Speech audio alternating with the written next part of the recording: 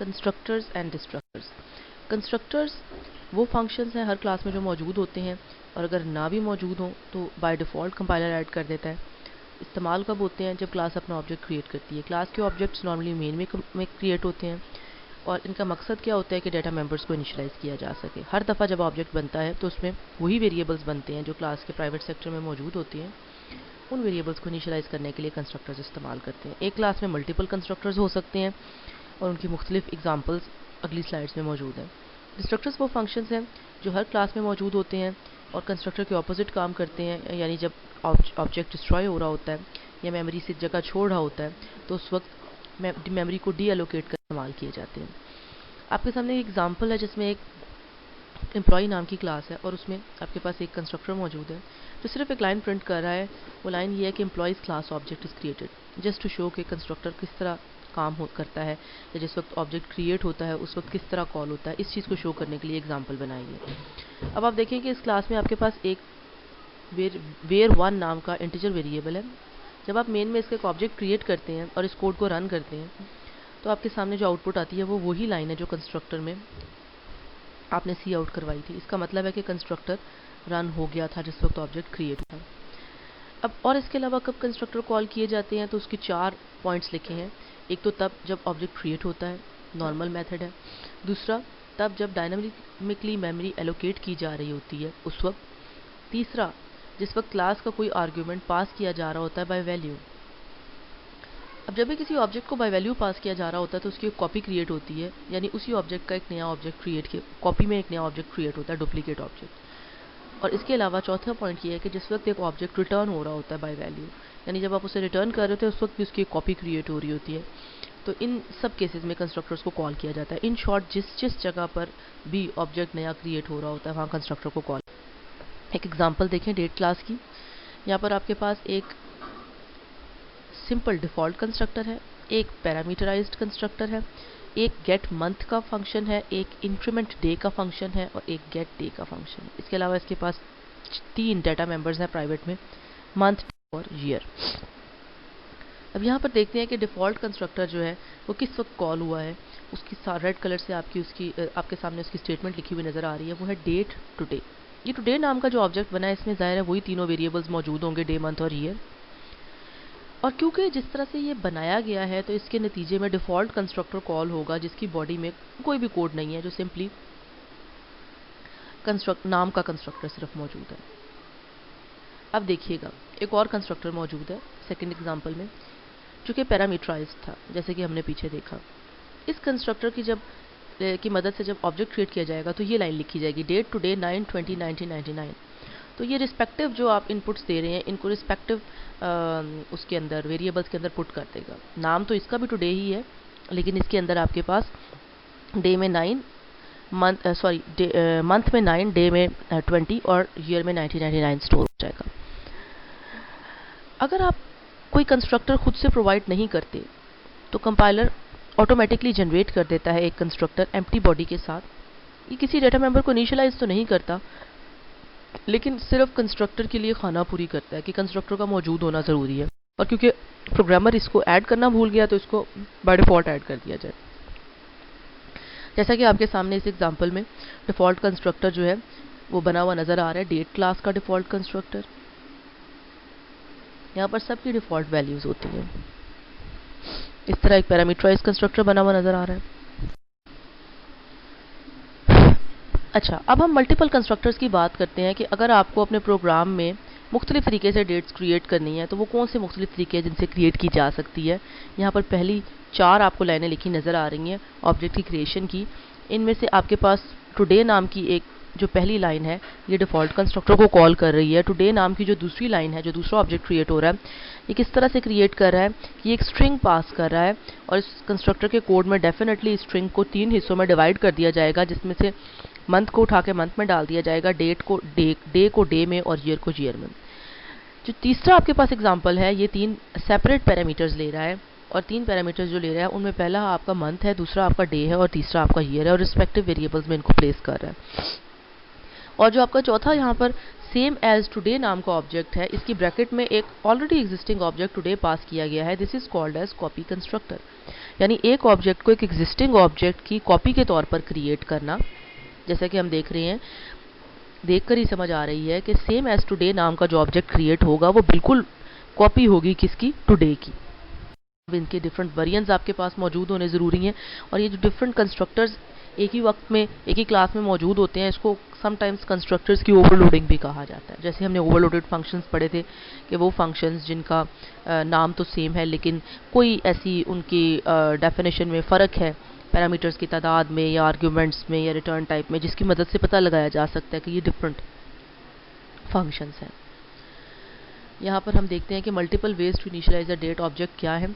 एक तो ये है कि आप मंथ डे ईयर से कर लें अलग अलग पैरामीटर्स पास करके।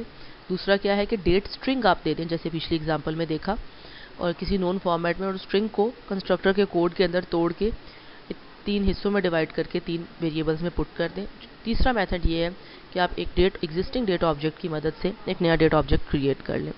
तो यहाँ पर भी ये लिखा हुआ है कि आम फंक्शंस की तरह कंस्ट्रक्टर्स भी जब ओवरलोड होते हैं तो उनका फ़र्क कैसे पता चलता है, वो उनके सिग्नेचर्स में या उनके जो हेडर्स हैं उनमें जो डिफरेंस है उससे पता चलता है, यानी डेटा टाइप्स का डिफरेंट, आर्ग्यूमेंट्स की तादाद का डिफरेंस वगैरह।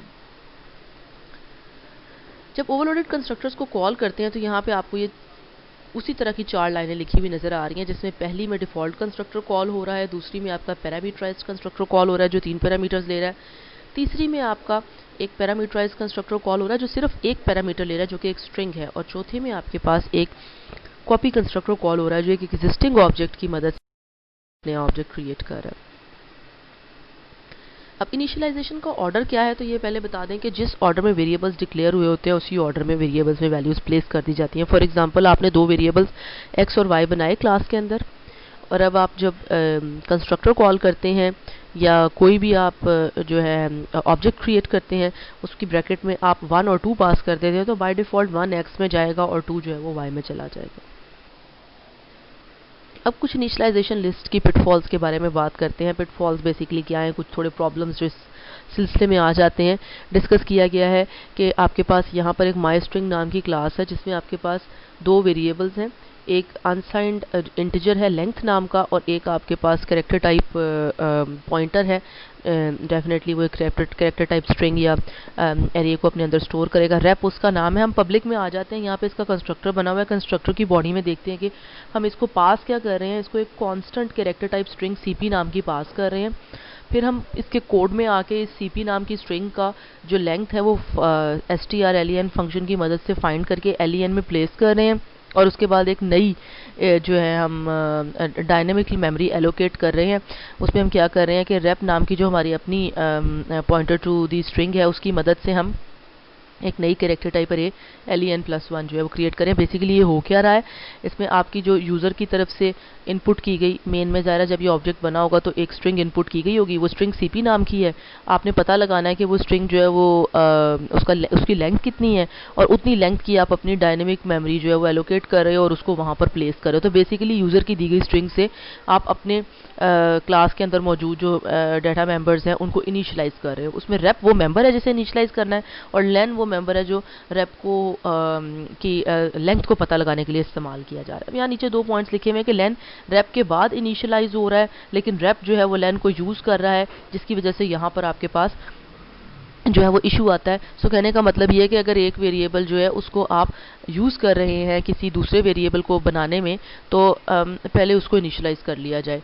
अगर उसको बाद में किया जाएगा और उससे पहले दूसरा वाला जो है वो इस्तेमाल हो जाएगा तो ये ऑर्डर जो है वो डिस्टर्ब हो जाएगा। इस ऑर्डर का आपने ख्याल रखना है।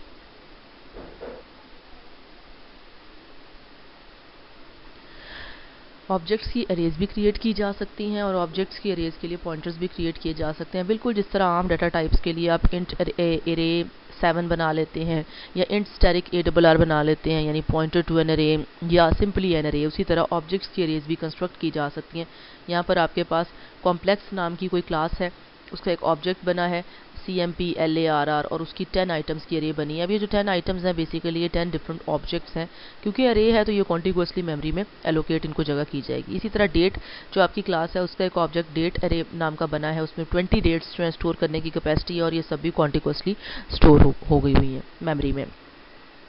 There is no way to call constructors with arguments for array members, यानी आप कंस्ट्रक्टर को कॉल करें और अरे का एक एक मेंबर जो है वो इनिशियलाइज हो जाए, ऐसा मुमकिन नहीं है। इसके लिए कुछ थोड़ी सी मेहनत करनी पड़ती है। कैसे, ये नेक्स्ट स्लाइड में देखते हैं लूप की मदद से।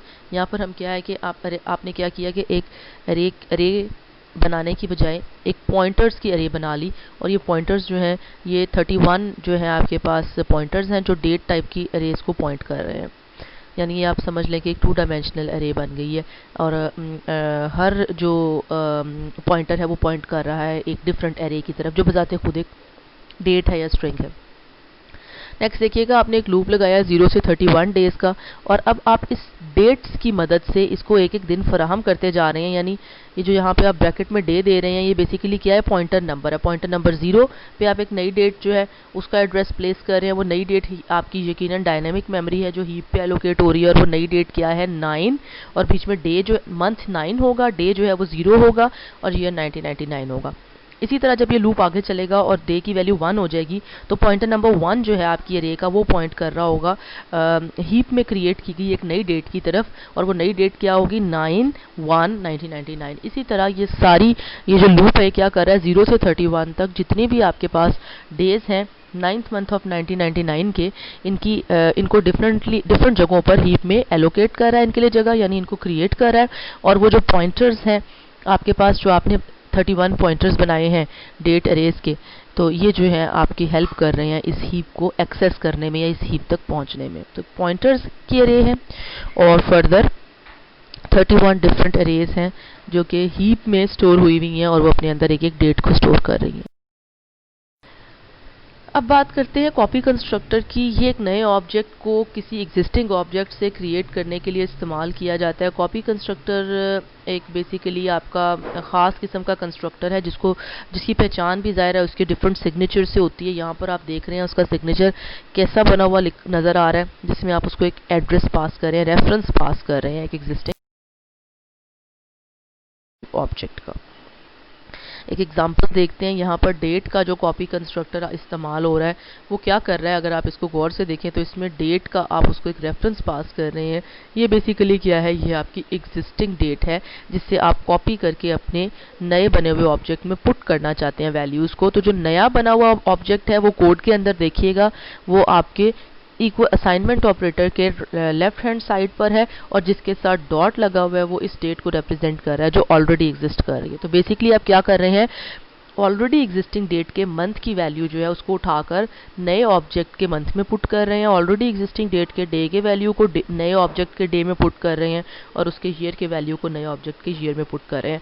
ऑलवेज कीप इन माइंड कि जो डॉट लगा हुआ है जिसके साथ, वो रिप्रेजेंट करता है कि ये वेरिएबल इस ऑब्जेक्ट से बिलोंग करता है। यहाँ पे ये मेंशन करना इसलिए ज़रूरी है कि जो आपका ऑब्जेक्ट है जो क्रिएट हुआ है उसने कंस्ट्रक्टर को कॉल किया है, तो उसके नाम के साथ उसके वेरिएबल्स के साथ उसका नाम लगाना ज़रूरी नहीं है, लेकिन जिस डिफरेंट ऑब्जेक्ट को आप एज आर्ग्यूमेंट पास कर रहे हो उसके वेरिएबल्स के साथ उस ऑब्जेक्ट का नाम लगाना ज़रूरी है। Always keep it in mind. I am reminding you again that is कि जिस ऑब्जेक्ट की मदद से कोई फंक्शन या कंस्ट्रक्टर या कॉल हो रहा होता है, तो उस ऑब्जेक्ट के वेरिएबल्स को उस ऑब्जेक्ट के नाम की ज़रूरत नहीं होती कोड के अंदर, लेकिन पैरामीटर्स के तौर पर कोई भी अगर ऑब्जेक्ट पास किया गया है तो फिर उनके वेरिएबल्स को अपने ऑब्जेक्ट के साथ डॉट लगाकर एक्सेस करने की ज़रूरत होती है। कॉपी कंस्ट्रक्टर किन 3 हालात में इस्तेमाल किया जाता है या इस्तेमाल होता है। इम्प्लिसिटली का मतलब है खुद ब खुद ही कॉल हो जाता है।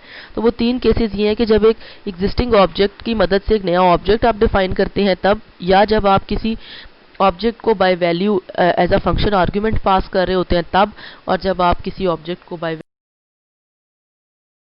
वैल्यू किसी फंक्शन से रिटर्न कर रहे होते हैं, तो इन 3 केसेस में कॉपी कंस्ट्रक्टर खुद ब खुद कॉल हो जाता है।